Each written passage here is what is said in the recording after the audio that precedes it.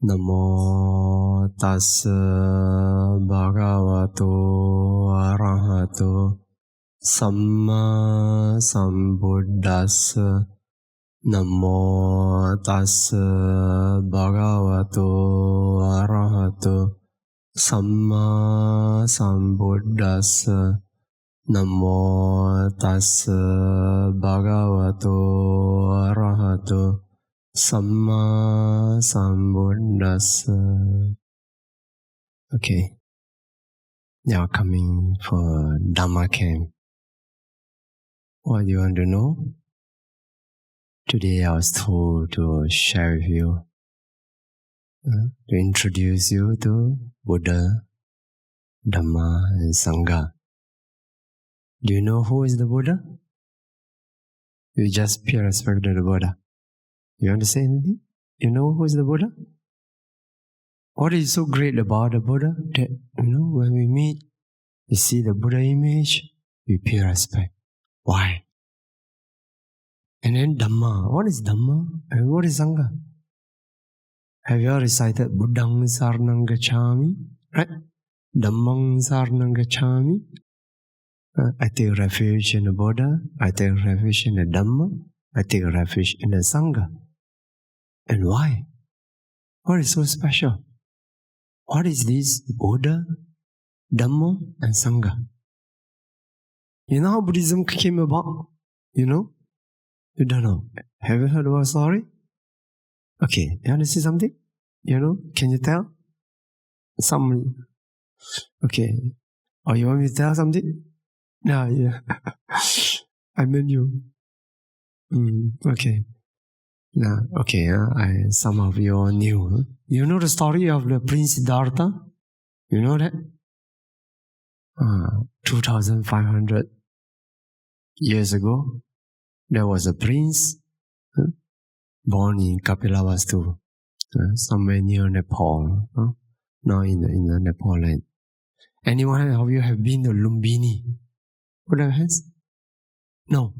Nepal? Anyone have been to Nepal? No, not yet, huh? Okay, sometime in future, ask your parents to bring you there. Okay. There was this prince, the son of a king. We call prince. This prince, his name was Siddhartha. He was born in Lumbini. Lumbini is a place where when we go for pilgrimage, we always go to visit the place where the Buddha was born. There, this Prince Siddhartha was born into this family, this kingdom called Kapilavastu. So in this Lumbini place is a specific place where the Buddha was born. We went quite frequently those days. So he was born as a prince, brought up well, happy, with all the palace, He has a winter palace, only specially built. When it was very cold, you can stay protected from the coldness, winter palace. And he had a summer palace, and he had a raining season palaces. So three special areas, all the wealth. And he was then many wives in those days. Those days, when you are a prince, famous, you have a lot of that. Then, what happened? Because he realized the nature of life. When he was born for many years, 16 years old, he got married to his beautiful wife. And then he was wondering, all the time he enjoyed his life in palace, in the garden. But what happened to the outside world he wanted to see? His parents purposely protect him, ensure he was always stay in the palace and enjoy good time. Then one fine day he decided, he said, I'm old enough, I want to see the outside world, see outside, what happened outside, how people live outside. Because all the time he was living in a protective environment, only meeting young people, beautiful things, and without seeing anything painful, ugly, suffering, no. Nothing of that sort. So life was happy for him, like heaven, like living in heaven. Then this days he decided he wanted to go out. And when he went out, the king, before he went out, the chariot, the palace chariot, you know chariot? The car led by the horse, we call it chariot. So came out, even though everything was clean, but the Deva, you know Deva? Deva, 天神, Chinese 天神, the Deva. I was thinking Deva means God, goddess, God and goddess. Decided, oh, this is the time then this prince was going to be a future Buddha, going to be enlightened. But in order to get enlightened, he need to see some reality of life. You know what is the reality of life? The actual situation in life. Because in the palace, he couldn't see the actual situation of life. Because everything was made very beautiful for him to experience, to enjoy. Then he came to see, oh, this is really the Deva. So they appear, manifest, the God, the Deva, they could manifest as a human. First, as old people, taking a clutch, walking very slowly with a bag, like a hunchback, walking like that. And to us, these old people are simple. We have seen this all the time, right? Old people. But not to Prince Siddhartha. Living up to that age, has never actually seen such a old people. What is old people? When you are old, when you grow old, you get sick, your body get weak, you cannot walk. Right now you run about, very active, energetic. But when you are old people, when you are old, you start to get more and more problem. Body start to get weak. But for Prince Siddhartha, he had not seen such a person. He had never seen an old person. Because all old people are removed from his eyesight. So that he could only see healthy people, beautiful people, strong people, but never old people. So he was shocked. Who is that person? So old and weak and walking like that? Who is that? Then his charioteer, the one who drive the horses, said, "Oh, Prince, that is an old man." Old man? What do you mean, old man? Can I get old? Yeah, you may laugh, Now old age is something everyone knows. You have seen your grandfather, right? Grandfather, grandmother, old. But for Prince Siddhartha, his environment was protected for him. He had never seen an old man. So he said, what is that old man? There's an old man. When I get old, will I become like him? Like that. Oh, Prince, what are you talking? Sure, everyone will get old. So you will get old as well. So when he heard, I will get old like that, and walking so hard and no strength, then his pride, his feeling of pride. When you're young, you're energetic, you feel proud. Oh, I can do this, I can run this, I can play this game. But when you're old age, even a simple thing like walking becomes so hard for you. You're walking like that. Then his pride of youth disappear. You don't feel, oh, it's so great now, you're so young, you're energetic. But one day you lose this. You will lose this energy. Then you realize that I'm going to lose this one fine day. So his pride of youth disappeared. Then on another occasion, he went out, he saw the sick man again. This time, again, appeared, manifested by the Deva. For him to see, who is that? So struggling, shivering, with all the sores on the body, on the face, so ugly, so, difficult to see. Why? Who is that people?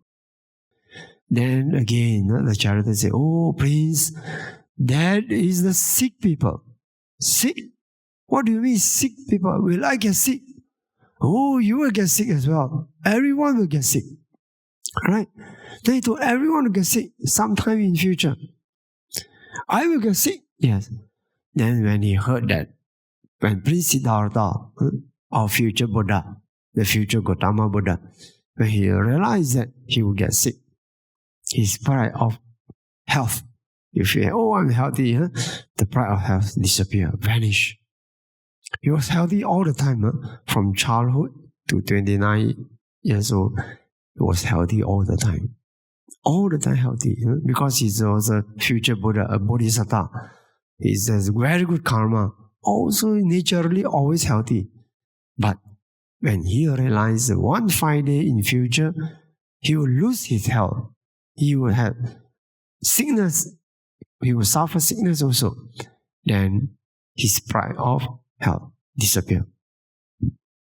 Then the last time, one more time he came up, he saw the dead people, people crying, burying, and the relatives crying. He said, what is this? What are these people carrying? Have you seen that? Have you seen that? I don't know, some of you might have seen.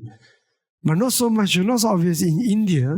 When Bhante went to India, traveling, I saw, so every now and then you saw people carrying corpse and going to be cremated near the river bank.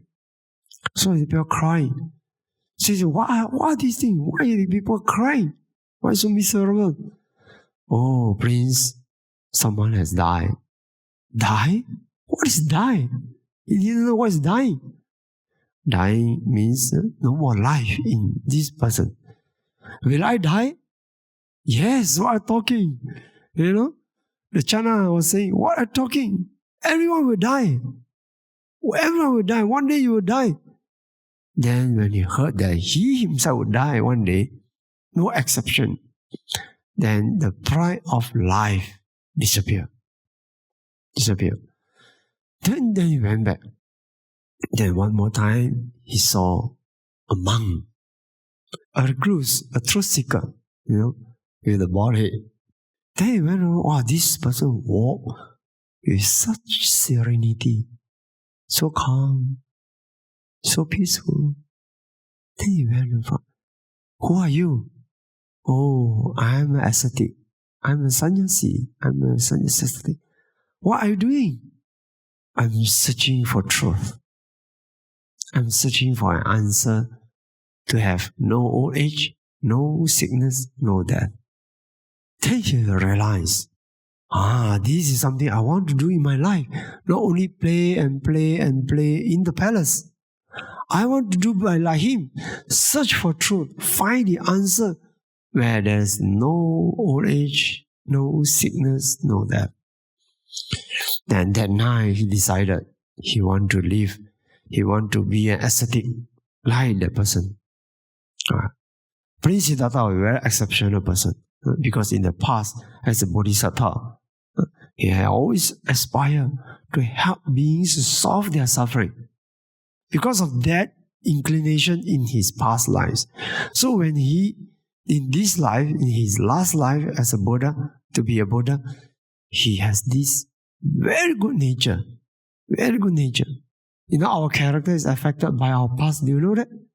If someone would like to do the bad things in the past, even now they have an inclination, a tendency to do bad.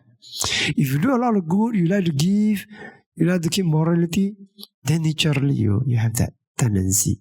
Okay? So he decided that night he went and he left the palace quietly and became ascetic. So after 6 years of striving, he became a Buddha. And to make the long story short, if you want to know the Buddha story, you can read up more. Okay? I'll make the long story short. Then he became the Buddha. Then who is the Buddha? Someone with his effort and striving, he worked hard and he became enlightened.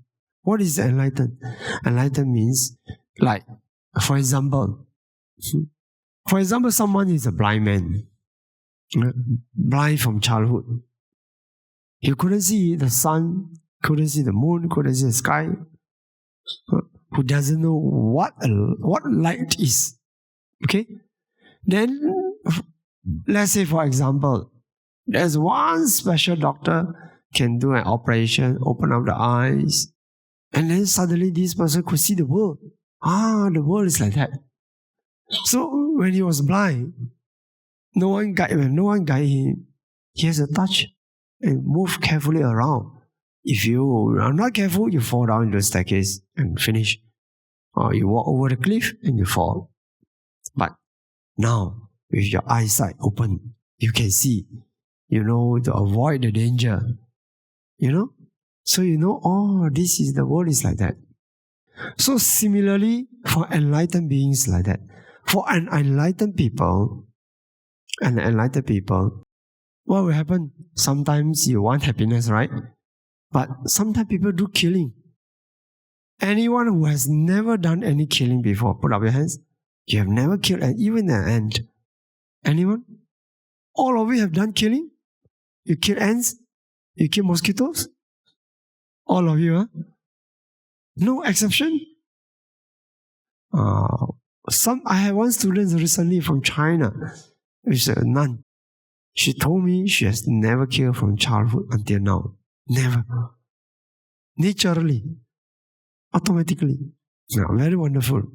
Because of her past inclination. Only a few people have never done killing. Some people kill 1 time, 2 times. I've killed a lot those days before 13 years old. Before 13 years old, we didn't know that it's wrong to kill. We didn't know about lives. So we did a lot of killing. Sometimes we burn the ants. I tell you, don't do that. Because of that killing, we have to suffer. Cause and effect. Karma. You know karma? You know what's karma? When you do good, when you do something good, you have good energy in your mind. That is karma. That can produce a result. 业力, Chinese word 业力. When you say something bad, you talk bad, you get some bad result. So because of that karma. And you think about bad things, also karma. That's why be careful. That's why when you play games, play the good games. Don't play the evil games. If you do a lot of killing in your game, kill and kill and kill, that also have some good karma in the mind, Okay. Now, so people, because of not knowing how karma works, people want long life. Anyone wants short life here? Put our hands. Anyone want to die quickly? You put your hand? No. Anyone want you like long life? Put up your hands. Put up your hands. Who wants short life? Put up your hands. Some people never do. You want short life? Why you want short life? You want to die quickly? Just have fun. I don't think you actually mean it. You want to die tomorrow? No, right? Yeah. So everyone want good life, want good health, long life. But if you really want good life, long life, good health, you should not kill, right? You know that you should not kill. Because killing produces a result of short life and sickness. When that karma ripen, karma takes time to ripen like seeds. Karma is like our seeds. 种子, seeds. Seeds, when you plant the rambutan, you get a rambutan, right? You plant durian, you get durian. So similarly, our karma also like that. If you plant the good one, helping people, loving, your result will be good. But if you plant the karma of killing, then when this seed, before it ripen, become fruits, nothing happened to you. But once the seed become result, then you see what happened. You get sickness, you get cancer, you get tuberculosis, things like that. Why? Because of the karma ripen. So now, people, they want to find happiness, but because of not knowing nature, how natural law. You know what's natural law? Like gravity. You know gravity? You know what's gravity? Okay, gravity is like natural law. Everything you throw up, you fall down, right? This is gravity. Similarly, in the world, there's natural law. Like the sun rises from the east every day and fall down from the west because of the evolving earth, revolving earth. So in the same way, in this world, everything happens because of some natural law. Science. This is science. So, but when people don't understand, when you don't understand natural law, you want happiness, but you do causes of suffering. You know causes of suffering? Like seeds. You know? Seeds, causes are like the seeds. You get cause and effect. You know what's cause and effect? 因果, you know? Cause and effect. So, if you plant wrong causes, you get a wrong result. You plant good causes, you get good result. This is natural law. But when people don't understand natural law, you want happiness, but you create causes of suffering, then you suffer. Understand? So now, enlightened, the Buddha became enlightened because once you get enlightened, you know directly how natural law works. How natural law works, that we call enlightenment. There are many levels of enlightenment. You understand how natural law works. So once you know how natural law works, before you didn't know, now you know. What is that transition? Enlightenment. Understand? 正悟, understand? 正悟, enlightenment. Enlightenment means before you don't know anything, now you know. That is called enlightenment. Now before the Buddha became enlightened, he didn't know. When he didn't know himself, he didn't know how to help others. Right? You want to help others, you want to show people how to go out of the danger, you must know the way. But if you don't know the way, you don't know how to guide people, right? So you must know your way, the way. So the way, when he knew the way, he got enlightened. Okay? He got enlightened as we call Samma Sambuddha, or we call Buddha. Before that, we call him Bodhisattva, because not fully enlightened. But after he became enlightened, he has become a Buddha. Okay? So that's the Buddha. That's the Buddha. And what is the special about Buddha? No. Do you feel greed in your mind sometimes? Do you feel greedy, you know? Tan. You know greed? Do you have greed? Anyone have no greed here? Put up your hands. No greed. No, right? You know you have greed. Okay. Now, the Buddha has no greed. And no anger. Do you get angry? Anyone who doesn't get angry, you get angry. Why? For what reason you get angry? When you get angry, why you get angry? With your brother, sister? Why? They don't play with you, play the wrong game. They don't listen to you, right? Okay. Now, you get angry, but the Buddha never get angry anymore after he became enlightened as a Buddha. Delusion, sometimes you can blur mind, blur, groggy, you cannot see very clearly. But the Buddha, his mind was always calm and always clear, always free from impurities. That is the Buddha. Okay? So is that good to be a Buddha? Is it good? Because of no greed, no anger, no delusion, he always lived happily. Sometimes we feel unhappy because our mind is not pure.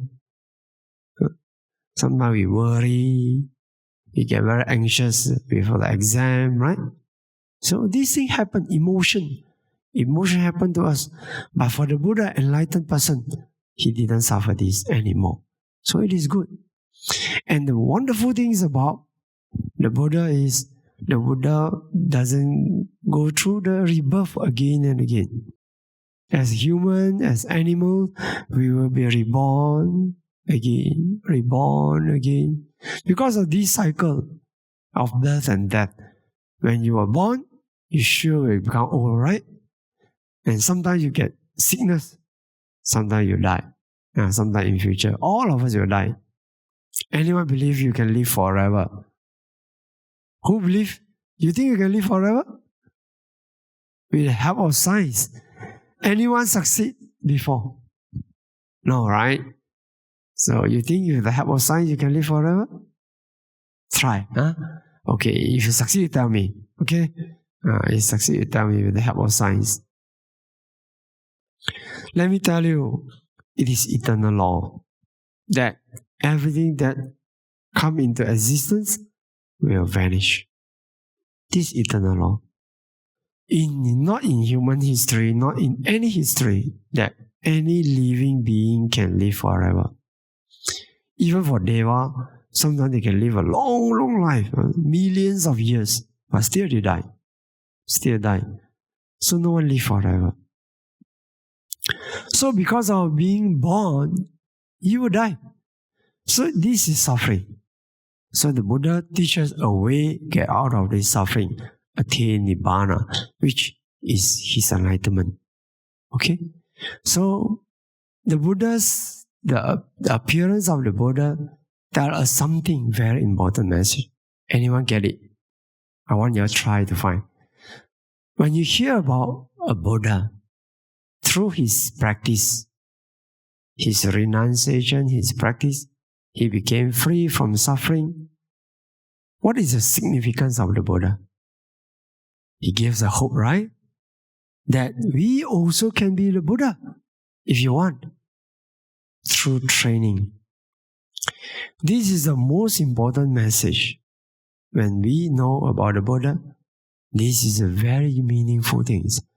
That know that we human beings can be perfect and we can achieve enlightenment like the Buddha. When there's no Buddha appearing in the world, human beings, they don't know these possibilities. You don't know what you can do. Well, just accept. Old age lah. Sick lah. Die lah. People just like that.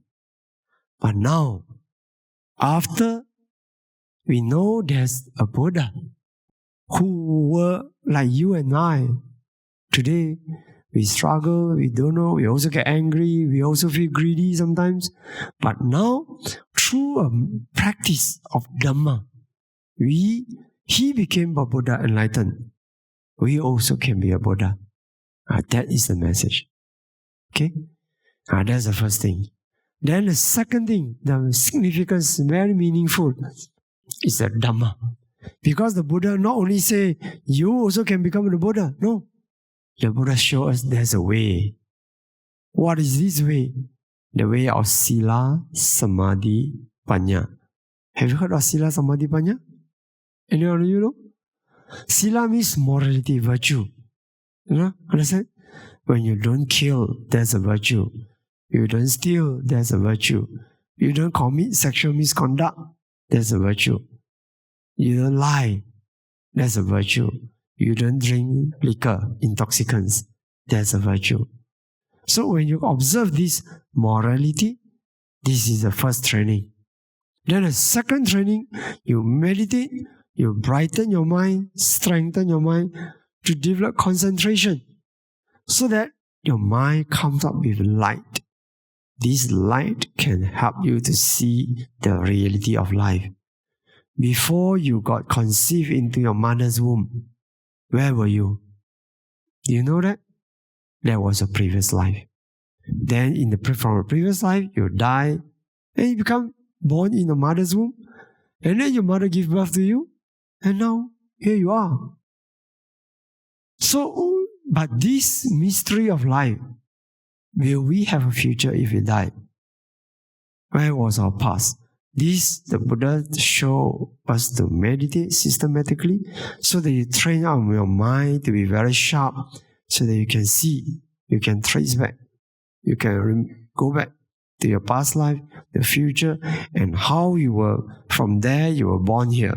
And what you do now, how it will affect your future into your future life. This is the teaching. This is Dhamma. Dhamma is the way we can discover the truth of life. Is there such thing in future life? Now we tell you, you believe. This is the belief. But the Buddha didn't teach anything for belief. The Buddha teaches so that we can see for ourselves. We can realize for ourselves. We can get enlightened. Okay? This teaching is Dhamma. Okay? So this Dhamma, through the training or concentration, you develop your mind ability, the mind power. And with the mind power, you can see, oh, this is a reality. You can see for yourself. Okay? Then is the wisdom. What you don't see is ignorant. We call ignorance. But after that, if you can open up your mind power to see, to know directly, that is wisdom. So, Sila, Samadhi, Panya. Sila is morality. Try not to do bad, do all the good. Then the Samadhi, concentration, develop your mind so that your mind has the power and power to see a reality of life, see life. Then there's a wisdom. Wisdom is your direct knowledge of life. Okay? So this is Dhamma. So, but then there's a Saṅgha it comes about. What is Saṅgha? Saṅgha is the disciples of the Buddha who meditate, who practice according to the Buddha's teaching, and eventually came to realize as the Buddha did. So we know, not only we can get, the Buddha could get enlightened, also we human, the disciples of the Buddha, can also get enlightened. Okay? So this is the Saṅgha. So this triple gem, Buddha, Dhamma, Saṅgha, in the Buddhist teaching, we call Tiratana, 3 gems. The first gem is the Buddha himself. He got enlightened and brought us this teaching. The teaching is the Dhamma gem. Then whoever got enlightened together with the Buddha like that, following the Buddha's teaching, then this is also a gem. Okay? Can you understand? Okay, I stop here, Buddha, Dhamma, Saṅgha. So any one of you want to ask questions? We still have 20 minutes to go. Yeah, please, brother. Actually, any beings who strive, who fulfill the parami, the qualification, can become the Buddha. But when you talk about Deva, Deva also not permanent Deva. He can be human. But always the Buddha became the Buddha, attained Buddhahood as a human being.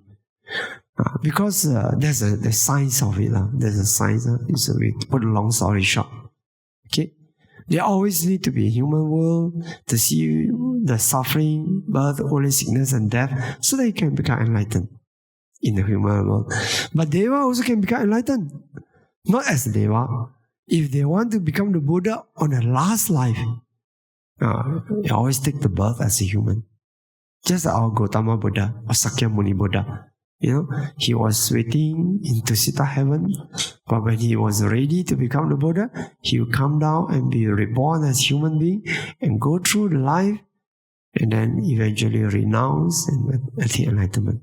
So in that sense, even animals have a chance to become the Buddha. Not now, not immediately, not as an animal. You don't have a dog Buddha, you don't have that. But he has to take a birth, higher birth. So as a human we have the intelligence, so we can become the Buddha. Okay? I want to ask, there are so many different types of Buddha. Like in Chinese, we have Nan For, Bei For. And what are the difference for all of these Buddha? Actually, there's no difference. But some Buddhahood, because of when the Buddha's teaching disseminate into different geography. So because sometimes are far from the source, so sometimes people have some imagination or whatever, this Buddha, that Buddha. But if you say the Buddha by definition means a fully enlightened one who is all knowing and all compassionate. Like that. So there's no such thing as, some Buddha, they may have a different characteristic, but they all share the same wisdom, same compassion, the same virtues. That's the quality of the Buddha. Okay? So it doesn't matter. Whatever name you call it, the Buddha means someone fully enlightened. What do you expect to learn from this camp? Tell me. What do you expect? Do you expect to learn anything as a Buddhist? Okay, I want to tell you one thing before I leave. Now you're young. It is good to start young. Now you have come to know the Buddha, Dhamma and Saṅgha. And what's the most important thing is you know the Dhamma. Because the Buddha said, he who knows Dhamma knows the Buddha. Because the Buddha is a living Dhamma, he lives up to the Buddha's teaching. And he lives up to his own teaching. He lives up to nature laws. Okay? So, now, what is this Dhamma? How can it benefit your life? I want to tell you 3 things. If you can do that, then the fact that you come into the Buddhist community, you come to learn the Dhamma, become something very useful for your life. Look for these 3 abilities that you should cultivate. First ability, as a Buddhist, the Buddha gave us a teaching to make us strong. How strong? To have the ability not to be hurt. This is the first quality. Cultivate the quality not to be hurt. How? Do you get hurt if people scold you? When people scold you, people say bad about you. Do you feel bad? Usually people feel bad, right? You get hurt. So when you get hurt, who suffer? You suffer or the person suffer? You suffer, right? So is it wise to suffer? No. So how not to suffer? Not to be hurt. Let me tell you very simple. There are many teaching, many techniques in the Buddha's teaching. One technique is live in the present moment. Okay, when you listen, people say, you are stupid. Okay? And people scold you, you are stupid. How do you feel? You feel very happy. No? You feel unhappy, right? You don't like to be looked down as stupid. Let me teach you. Next time when people hear, say, you are stupid, you listen properly. You is a sound. You arise. When you hear the sound, then you already vanish. You know? The sound arises and passes away. You already vanish. When vanish, arise. Then pit. Okay? If you listen to the sound properly next time, you are stupid. Alright. Because actually the sound only arises and passes away. But because you go and hold on to it, your mind grasps it, you get hurt. If your mind only listen to the sound, I don't want to hold on to it. This person scold me, I don't want to hold on to it. Only sound, it cannot hurt you. Okay? And also it is impermanent. You see, when people say something, you are stupid, then the person turn away. And you get angry and hurt for whole night. Oh, not happy, cannot sleep. Is it wise? No. So try not to be affected by these things. Tell yourself, it's over. People like to scold me, what can I do? How can I control over people's mouth? Right? You train yourself like that, then you don't get hurt easily. You have the ability not to be hurt. It is not wise that people destroy your happiness, right? As a Buddhist, we learn to protect our mind, our happiness, not to be harmed. Second, cultivate the ability to be happy without relying on other people.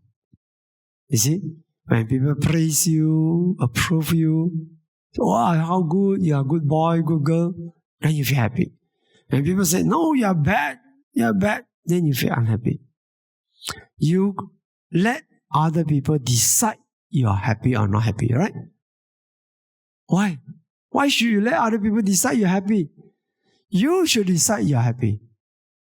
Let me teach you.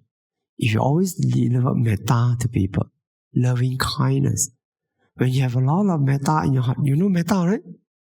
You know metta, right? Love, pure love. If you have a lot of metta in your heart, You always find happiness within, inside your mind. So learn to have independent happiness without relying on other people. Okay? What is the first quality? Remember just now? Ability not to be hurt. So when you come to Dhamma, this is the benefit Dhamma can give you.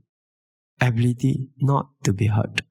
Because of understanding impermanence, because of living in the present moment, because of hearing the sound. So you focus.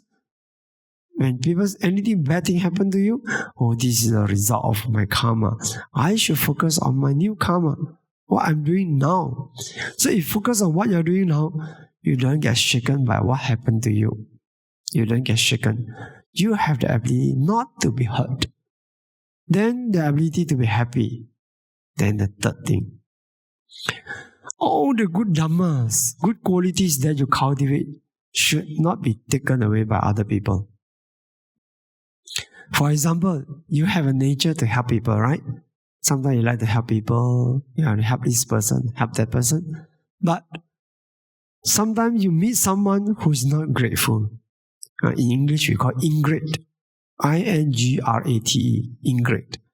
You do good for the person not grateful to you. The person do bad thing to you, even though you do the good things to other people. So sometimes when you meet such people, you feel, oh, next time I don't want to help people anymore. Who is losing?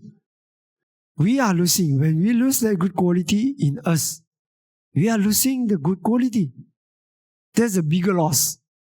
So if we suffer, people hurt us, never mind.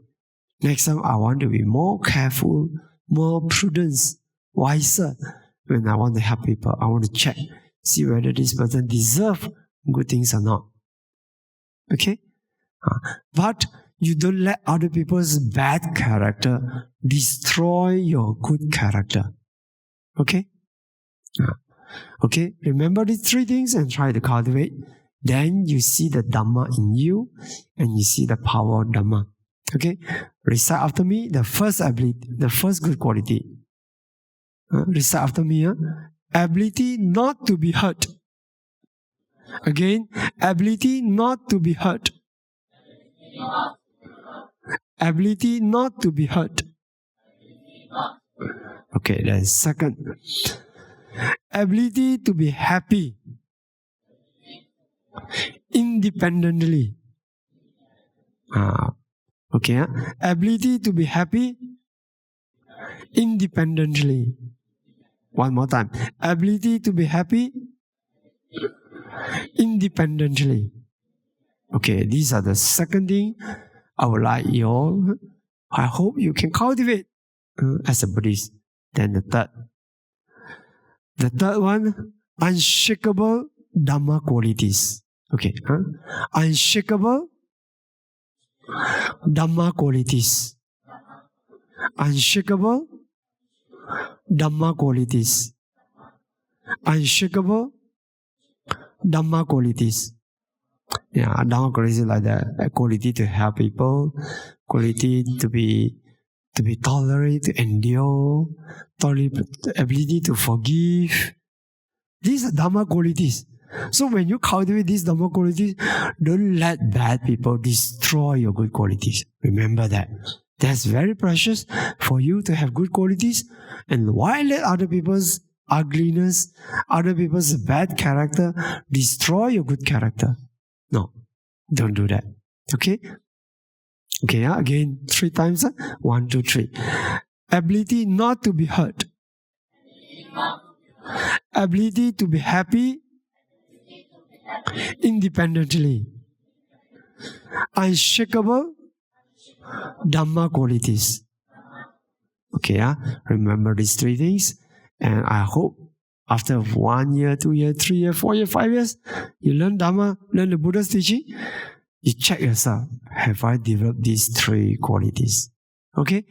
And then if you do that, you really feel how Dhamma empower your mind. And if you get hurt, come, approach me. Come here, approach. We will teach you why you get hurt. Why you have lost the ability. Cultivate, teach how to cultivate. When you don't feel happy, Come here. We teach you how you can be happy independently.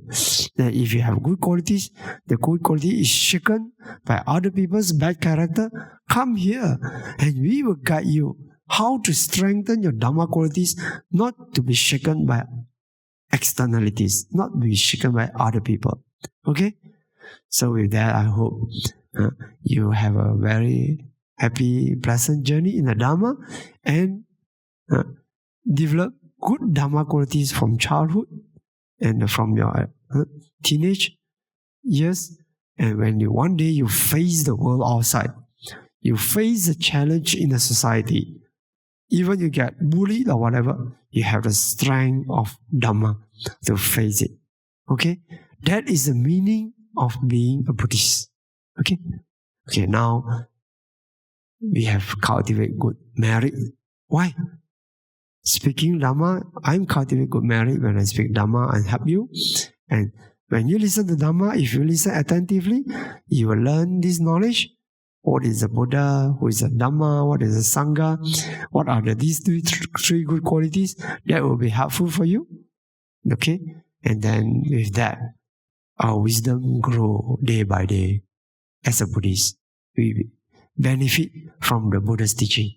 So with this benefit we get from our wisdom, for our wisdom, cultivation is merit. So with that we make aspiration when we are meritorious, and we make aspiration and we share merits with other beings. Okay? Okay, can you fold your palms and recite after me?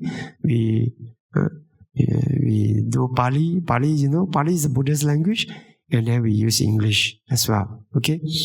Idang me punyang asawakaya wahang hotu.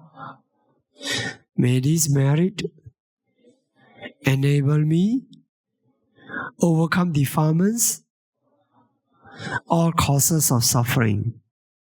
Idang me punyang nibbana sa pacchaya hotu. May this merit be a supporting condition for my realization of Nibbana, the peaceful happiness. Mama punya bhagang sabba satana bhajemi te sabhe me sama punya bhagang labhantu. I share my merits with all beings. May all beings get an equal share of my merit. Okay, we say sadhu 3 times together. Sadhu, sadhu, sadhu. You know what's the purpose of saying sadhu? What's the meaning, sadhu? Huh? Okay, excellence, well done, well done. Because we have done good, we say sadhu to each other. We say to each other that, oh, well done, well done. Also, when we share merits with the unseen beings, invisible beings, so we also say sadhu, may you rejoice. We also sadhu that way. So, sadhu is a kind of merit itself. When you say sadhu, don't get jealous with people. When people have something good, we get jealous. It's no sadhu. Sadhu is the opposite of jealousy. When we say sadhu, means we rejoice. When you rejoice, you get free happiness. You get very good happiness. And when you feel happy, when other people are having good things, you will get the good things also. Because the mind has a good, beautiful imprint of the good things that you say sadhu, you say, you rejoice.